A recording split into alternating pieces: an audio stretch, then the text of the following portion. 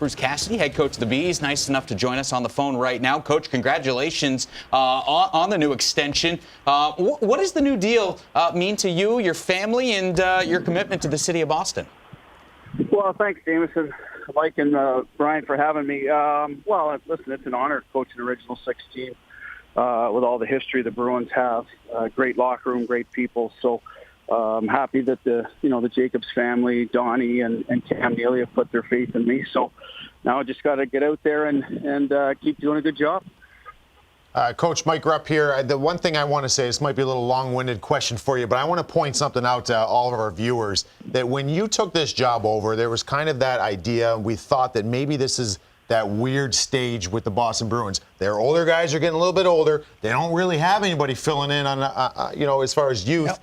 And you did such a seamless job of putting those young players in positions to succeed, which I think is huge. And you know just as well as me and Brian, like, as a player, that's what you want. That's what you need. What was your mindset when you took over this job and now getting rewarded with this second contract? Just as far as infusing young players, how important that is in this NHL? Well, I think that was my background. I predominantly been in the American Hockey League, so I was comfortable coaching those guys. You don't know how it's going to play out at the NHL level, obviously. But Donnie and I were on the same page there. We just felt that the game was getting faster, younger, so we wanted to, still take advantage of the core group, the Bergerons, the Krejcis, that, still have a lot of good hockey left in them and put some young kids around them. And I think our thought process, Rupper, when we first did it was we were paired up guys. So, for example, Carlo was going to play with Z. Pasta went with Berge. Krejci took DeBrusk. I think it was, David Backes worked with Corrali. Heinen was with Riley Nash at the time. Some guys that had been in the league, and we tried to get them to mentor them a little bit, and they bought in. So that's, it's a big, sort of a, like the character of the older guys to do that and understand that that's how we were going to get better. So they're the ones that got the job done there. And the players, we had to coach them up. We had some patience with them, and they're good players.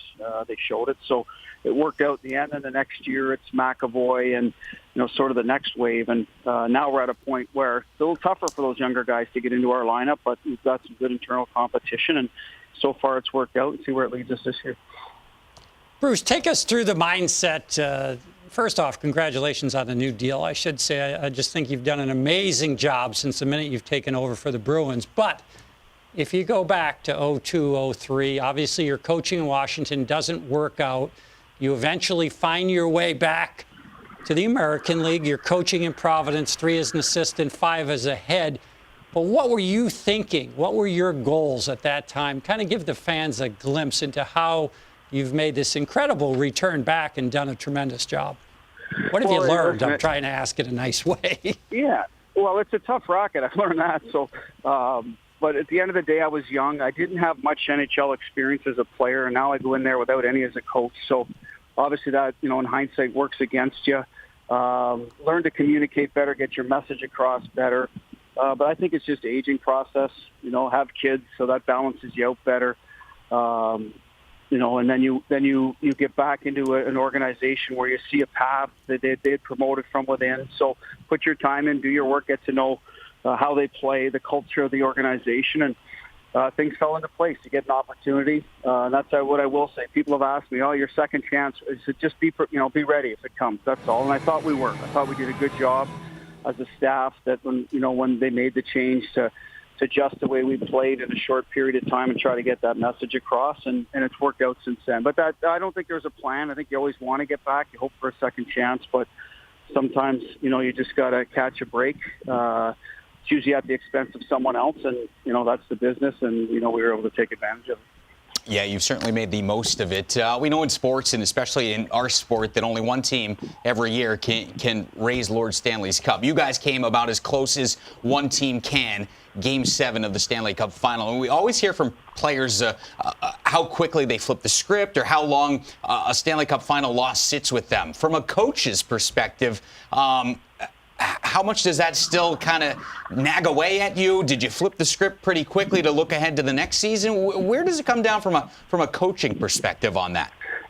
Well, coaches, I've never been there, right? So this is new to me. So I'm relying on the veteran guys. Like, this is their third trip, for a lot of our guys. So, relying on their input on how to go about training camp. I think, player-wise, they're all going to, you lick your wounds physically, a little bit mentally, and then as a coach, obviously, it's mental. You got to get over the hurdle, have a game plan going into the next year. I think, last year, Vegas and Washington, I think they were okay. It's just they had a little bit of a lull at some point in the season, and that's what we got to be mindful of, that doesn't drag us down. So I think our guys will be ready. I mean, we got a few bumps and bruises because of the extended play, but we've got some depth. I think that was a big reason we had success last year, is we're able to plug different guys in. That's a credit to Donnie and the organization, and we have that again this year. So our mindset will be, it's a new year. We've got to put it behind us. Easier said than done it sometimes, but that's it for me. The page gets turned literally tomorrow. We have our opening day meeting. That's what's going to be addressed, and I think we have enough older guys in the room that they can get that message across, and we can have success. So is there a chip on your shoulder, would you say? I mean, I think that, I don't know, I sit there and think about it like that would be kind of a healthy thing. Is that something you believe in with this group coming in? And you've seen these guys now probably for, crossing paths at the rink prior to camp opening this week. Is that something you're sensing? There's a little extra motivation. Well, I hope that's their mentality, right? I mean, we're that close, and it's a team that over this decade has been there 3 times, so there's no reason why they can't continue to compete for it. We've added to the mix. We feel we've got a good group, and I hope that's the way it is. I don't know if you go into the season that way, Rupper. I mean, it makes it for a long way to carry that ship, but at some point it has to kick in, right, that you're one of the better teams and you want to be considered a favorite. I think we went the year before where we were a contender. We were going to be in the mix. Now, hopefully that, internally we consider ourselves a favorite, because I think that'll make you better, to get you over the hump a little bit. And I have some concern about the younger guys that have been in the league 2-3 years. I think they lose out a little bit of their summer to get stronger at that age while they're growing into men. So we're going to have to keep an eye on that. I'm not worried about the veteran guys in terms of their mentality. They've been too good in this league, but we'll see how that challenge presents itself. But, yeah, I would say there's a bit of that, bit of motivation to get back and finish the job. Bruce, as you continue to learn, what's important to you? What do you think that players need to see from you as the head coach in today's game, relating it to today's players? Well, they want clear direction. They want an opportunity to succeed. They want to be given instruction when it doesn't go well. They want to be given second chances to sort of play their way out of it. I think they want to be treated as, with respect, and that's what I expect in return. So, and then the true younger guys, we're still trying to figure that out, honestly. Some of them are much more visual now, so there's a lot more video work one-on-one. They want to see their shifts. They want to sit down with the assistant coaches, so we've tried to delegate as best we could in that regard, so they build relationships. But at the end of the day, they're like anybody else. They want minutes, they want responsibility, and they want to be put in a position to succeed. So we're good that way with our veteran guys. They'll hold them accountable, force them to earn it. We've tried to do that as a staff as well with the McAvoys, the DeBrusques, the Carlos. We've blended those guys in, and so far it's, we've had success with some of them. Other ones takes a little longer. So a little bit hit or miss that way, but we like our young core, and hopefully, we continue to pull a few more guys through there this year. We've got a couple guys, like I said, it's going to be a little tougher for them. I think a little more internal competition, a little tougher to crack the lineup. We'll see how they do.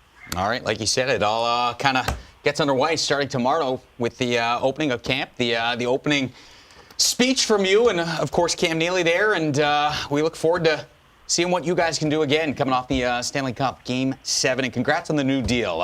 Enjoy what's left of your offseason, those hours left, and wish you nothing but the best this season, Bruce. Yeah, hours is right. Thanks for having me, fellas. All right, Bruce Cassidy, head coach of the Boston Bruins, fresh off the contract extension.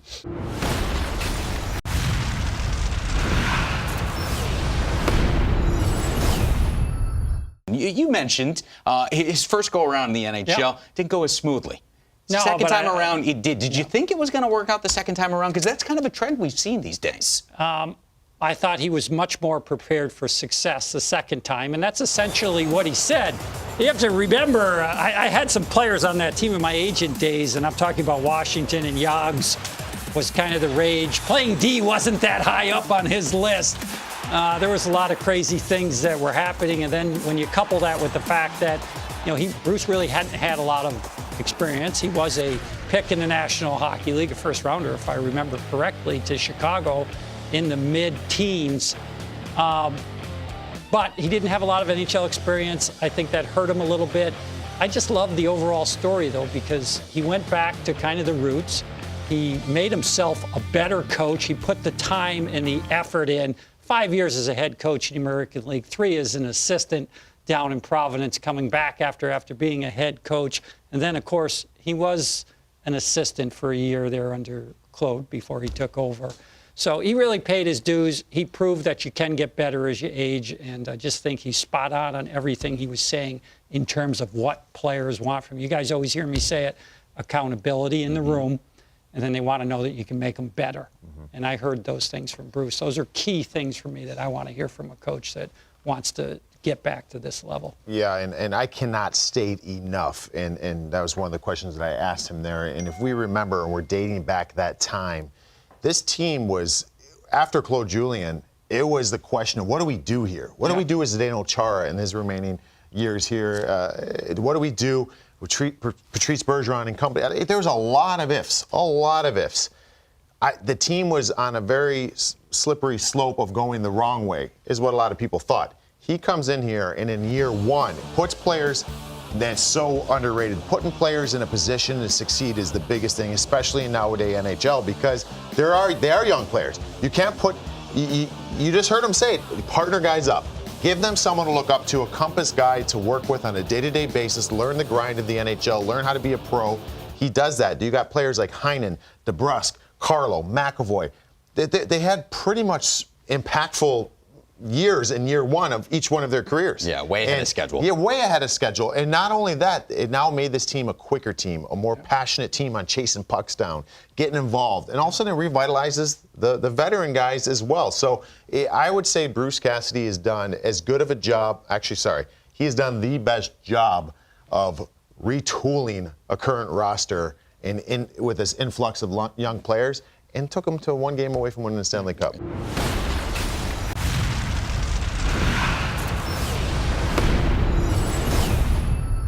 News elsewhere, let's head to Minnesota, where the Wild have signed Kevin Fiala to a 2-year extension, $6 million contract. He was an RFA after having 39 points in 83 games last season. This was a guy who really jumped on the scene when Nashville made that Stanley Cup final run a couple of years ago against the Pittsburgh Penguins. You know this team better than most people out there. Have we seen Kevin Fiala hit his ceiling yet in the NHL?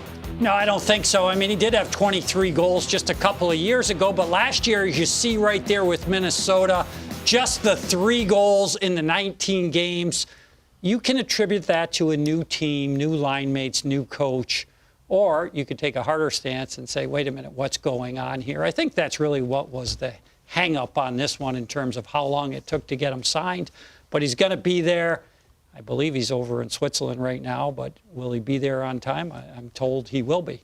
So, which is unusual because what people forget about these RFAs is, particularly the Europeans, is they have to have visas.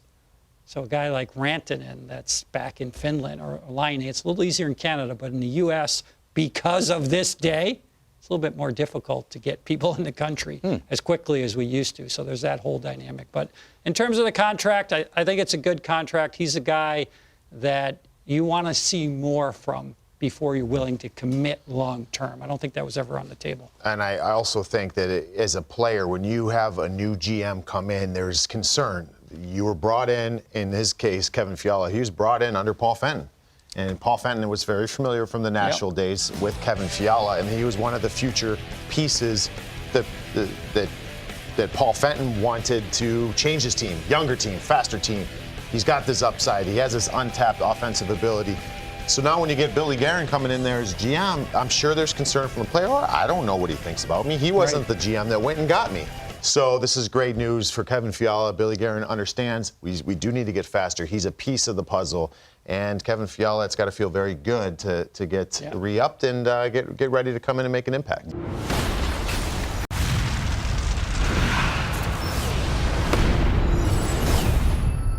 Chris Johnston, our NHL Network insider, joining us on the show right now. Chris, where do we stand as far as Mitch Marner and those negotiations? The latest reports we're seeing on social media that the offer's been extended. It's 7 or 8 years at an AAV of $11 million. So what's the hang-up right now?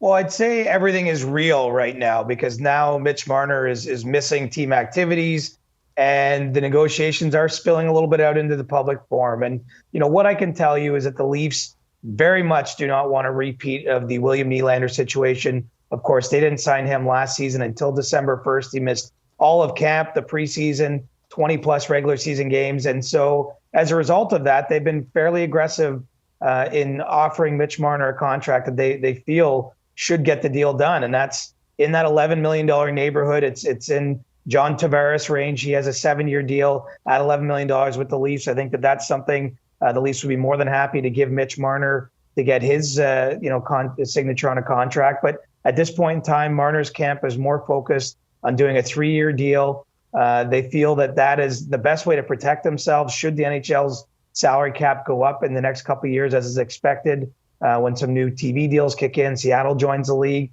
And so right now, I still think we're at a bit of a philosophical, loggerheads here, that it doesn't feel traction towards a deal. And as I say, now he's missing real time with the team. It's not paychecks or anything like that just yet. But this has gone to the next level because, there's just not a lot of momentum in these talks. All right, speaking of extensions, we just got off the horn with Bruce Cassidy, head coach of the Boston Bruins, fresh off his multi-year extension in Boston. Speaking of coaches, any other coaches out there that maybe have a extension coming down the pipe shortly? Well, what I can tell you is that Bruce Cassidy is kind of an interesting case because he did have 1 year left on his current contract. And so this extension essentially removes him from being a lame duck coach in any way.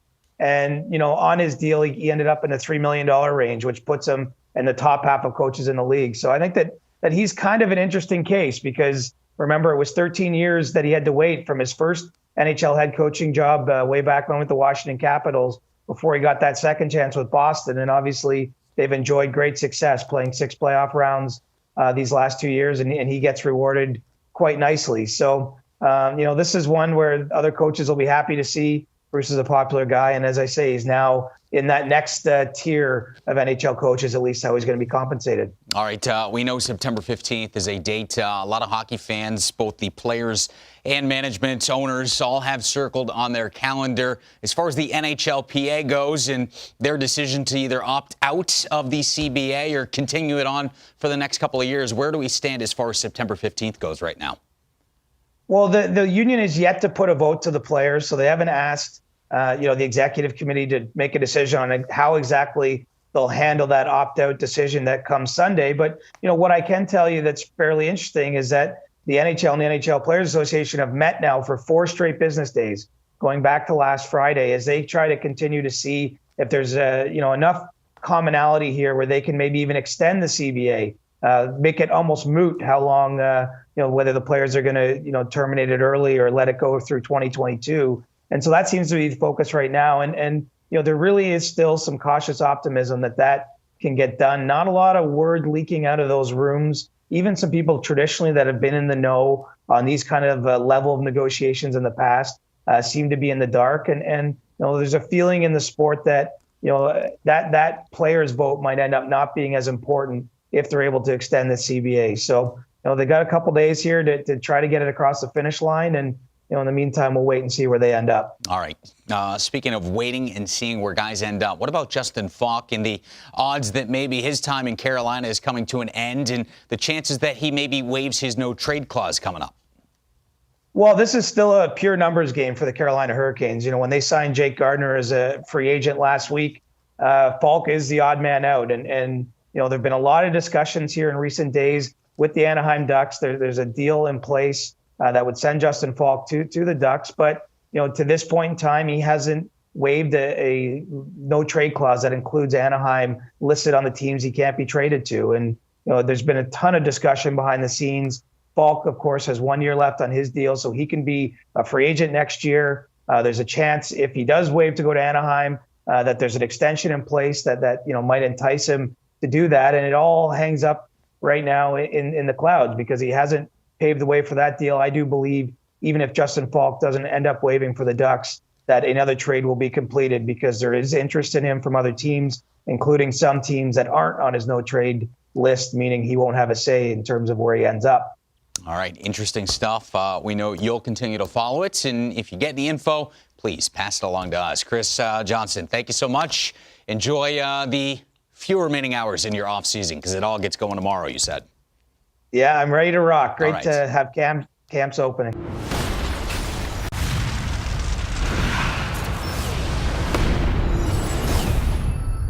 Check this out. Super checks. We all know about super checks. Unbelievable to the hockey fan out there. What better way to play Washington Capitals bubble hockey than with John Walton calling the game for you? We had the pleasure of creating a custom game for John, complete with his own voiceover, and the U.S. and Canadian national anthems done by Bob McDonald. Thanks again, John. Wow. All right, so the voice of the Washington Capitals and the voice, apparently, of Super Checks now, the man, the myth, the legend, John Walton joining us on NHL Tonight. So you're telling me that in my basement I can hear good morning, good afternoon, good night, 24/7 on loop if I want? If you want to, at the end of every game, that is part of it. And all of the other crazy things that I may say along the way, it's all incorporated into the game. And I got to tell you guys, I've been playing bubble hockey since I was 12 years old. To be a part of this project, and Bob McDonald, one of our longtime anthem singers, by the way, and a quick shout out too to Caleb Green, our other anthem singer who's on America's Got Talent right now. And we've got Bob doing the bubble hockey. Like, we got a lot going on just with our anthem singers alone here in Washington. But yeah, it was a great thing to be a part of. And thanks to all the Super Checks people for including us. And I hope Caps fans enjoyed as much as I did. That's my son, Jack, there, who was playing with me at home there. We've had a ball already, and we look to keep it going. All right, so you've called a Stanley Cup final, a Stanley Cup championship. You've done a lot in your career. Where does being the voice of Super Checks bubble hockey kind of rank in that hockey fandom for you? Well, it ranks pretty high. If whoever's playing me in bubble hockey beats me, being taunted by myself isn't a whole lot of fun. But so maybe it's a 1 or a 2, depending on that. Yeah, this was studio host Ben Raby was kind enough to come over last night and take a bit of a beating from me, if we're being honest. But yeah, it's we've got it set up in a house. It was tremendous. I'm going to say if it's not right at the top, I think the Stanley Cup still is 1, but this might be 2. John, I mean, you were very nice about Ben Raby right there, saying he was nice enough to come over. I mean, if that's not, I will come over and play anytime. This is like boyhood. This is my dream, playing bubble hockey all the time. I'll tell you one thing real quick for all the fans at home. Chris Terreri, former goaltender, is the best. I never lost in my life at Super Checks till I played in the minors in Albany against him. He's like, oh, I'll mop you up. Like set plays and stuff? We went in, and he literally looked like the Capitals power play. He would work it around. I had my normal down to the corner, out to the guy in the slot for a one-timer, you know. I do one touch. He's one touch passing. I didn't touch the puck. I lost 5-0. Wow. It was unbelievable. Chris Terreri is the best. But how awesome is it to, you mentioned about playing this when you're a kid. For sure, you never thought about this being a possibility, right? I never thought about it. No, I think it just came to be, just over the summer. And it's funny you would mention, Chris Terreri. I have the North Stars as a visiting team. I grew up in Minnesota, so I had the North Stars as a visiting team, the Capitals as a home game, and it's all played with Washington Sounds. But I've gotten to know Don Beaupre a little bit, his son Connor, and I actually have number 33 on the back in honor of Donnie Bobo there. So, yeah, it's, a little bit of my growing up as far as the green and gold are concerned and having all the Stanley Cup guys there. I never thought I would do something like that, but, boy, it's been a lot of fun. That's great stuff. And Bopes lives about 100 yards from me for the last 15, 18 years here. He's a great guy. But tell me some of the other players you had on Washington and on Minnesota in terms of at least the numbers or who they represent to you. The numbers, okay. Well, we made the decision when we were putting the numbers on for the Washington side that they all had to be guys who played on the Stanley Cup team. So Alex Ovechkin left side, Nick Backstrom at center, Tom Wilson on the right, and Brooks Orpik on defense, and Matt Niskanen, because they were such a big part of it, Braden Holtby and net. Now, Minnesota for me, Brian, this will throw back a few here for you. I had Dino Ciccarelli on the right side. I got Steve Payne on the left. I got Neil Broughton at center, Kurt Giles and Craig Hartsburg. and then Bobo and net. So I've got your guy on the side. He can go in at any moment. I've got. We'll work you in at some point. Leave him on the side. Just leave him on the side, John. That's your best strategy you can use. I played with every one of those players. They were all great players and good guys. That's really funny to hear. We were seeing in that video of you dominating Ben Raby, and Rupper was telling us all the advances that we have in Super Checks bubble hockey these days with the video, the Jumbotron. And I remember bubble hockey at my local rink where it was so scratched up you could barely even see the ice. You took a tour of the facility recently up there in Buffalo. What can people customize these days as far as, I mean, where has bubble hockey kind of gone in the last 20 years or so? It's crazy. I mean, you're right. I mean, everything that we had was, USA, Canada, USA, Soviet Union when I was a kid, and none of that technology existed. I had a chance a few weeks ago when I picked it up with the folks from Bubble Hockey to go through their factory. They're in the Buffalo suburbs in Clarence, New York. And it's unbelievable. They employ about 250 people. They do other things besides bubble hockey, too, like a lot of games that, dispense tickets at, Chuck E. Cheese, Dave & Buster's, that kind of thing. But bubble hockey is what, put on the map. And watching how it's made and, all the craftsmanship that goes into it. Like, I had no idea. Like, I was like you. I just went up, wherever they had it, at a, arcade or wherever. And I think a lot of hockey fans grew up with that. But it's unbelievable. I mean, the time and effort that they put into it. They do a lot with the local community in Buffalo and with the Sabres too. And I'm thrilled to be able to be working with them on this project and being able to do something from a Washington perspective that I think a lot of fans here will enjoy, especially after what happened here in June of 2018. What a cool experience! And again, don't be surprised if this man Rupper is in your basement in the next couple of days so. I'm coming, John. Rupper, next time you're in Washington, come on over. You're in. 100%. That's not a joke. You're going to regret that. Yeah, just give us your address now, John, and we'll make sure we write it down here. Yeah, no problem. All right, John, appreciate it. Awesome opportunity there, and we look forward to hearing your voice because that means NHL regular season is right around the corner. Thanks so much for the time. We'll hear you again in a couple of weeks. Yeah, I can't wait, guys. Good to see you guys back where you belong, too.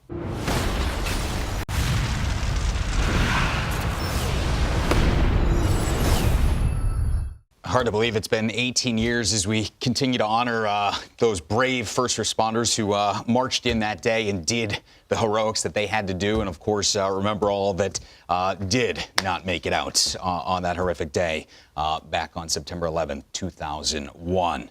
Anthony Greco plays for the Springfield Thunderbirds, the AHL affiliate of the Florida Panthers. He joins us right now. And, Anthony, you and your family have a very strong connection to September 11th. Your dad was a New York City firefighter and was one of those first responders on 9/11.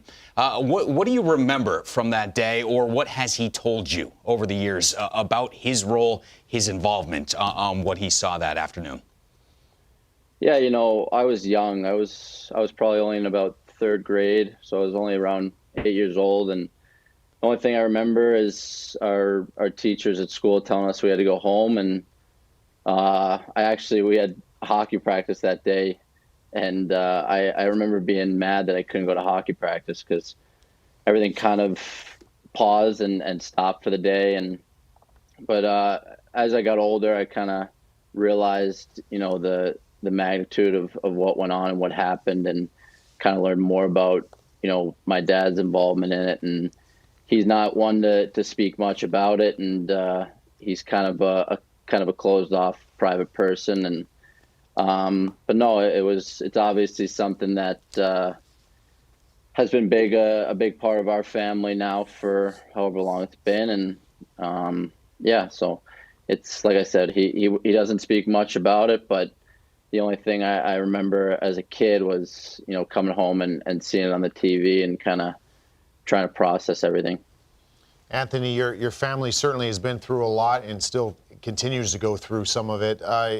Can you kind of explain where things are at now? Because we're reading this story and so just some more heartache that your family's dealing with and how your family is dealing through this process.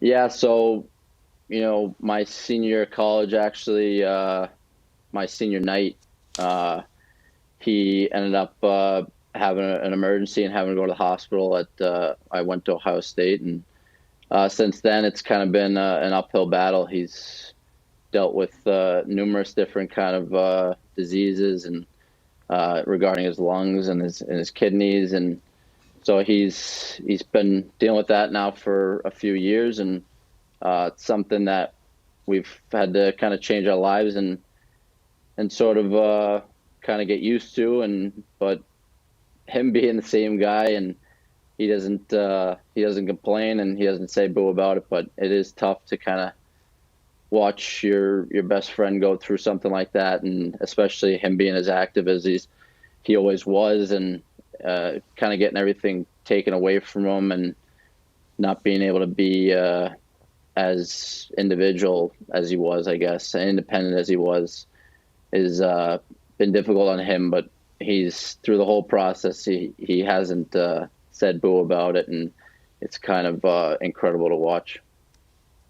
Anthony, we're very thankful for your father's service, of course, and appreciative of everything he did for so many people on such a difficult day. But let me kind of turn this up a little bit. Let's talk about your hockey career, something that obviously has gone pretty well for you. You had a nice career at Ohio State.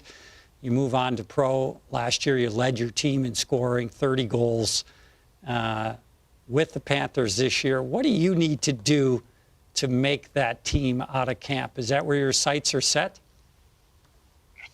Yeah, I think every training camp you want to go in and you want to make a good impression, obviously. And but for me, it's I go out and I enjoy competing. I enjoy playing and trying to be the best player on the ice as I could possibly be, and the rest kind of takes care of itself. And there's only so many things you can control, but for me, I want to go out on the ice and prove what I can do every single time. And however the chips fall, that's sort of where I'm at now at this point.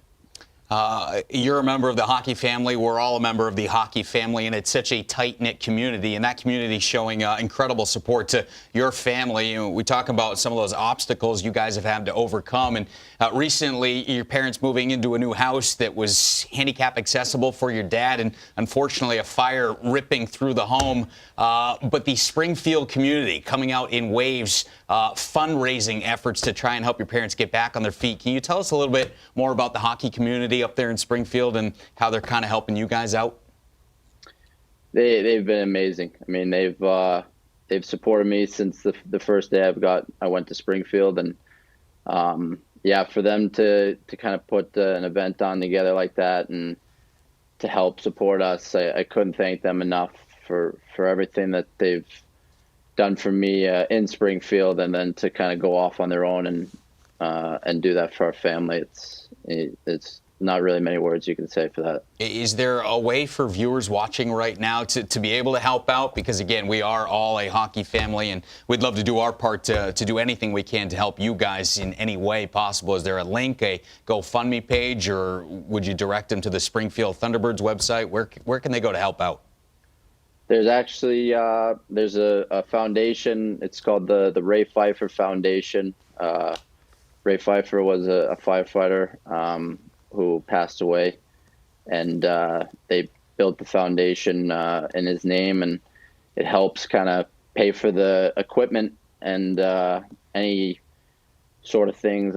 My dad's on oxygen and wheelchairs, and family transport vans, for having to go to the city, to the hospital and stuff like that. And so that's sort of the foundation that my mom's closely working with, and what helps my dad out and the rest of the first responders out. So that's Ray Pfeiffer Foundation is where people can go to help out. Well, we will do our part, and we appreciate you coming on a difficult day. We wish you nothing but the best down there as Panther Camp gets underway here in the next couple of days. Good luck. Look forward to seeing you back on the ice in the NHL, hopefully sometime soon. And please give your best to your dad, as we are a hockey community, and we hope nothing but the best for his future, okay? Will do, guys. Thank you very much for having me on.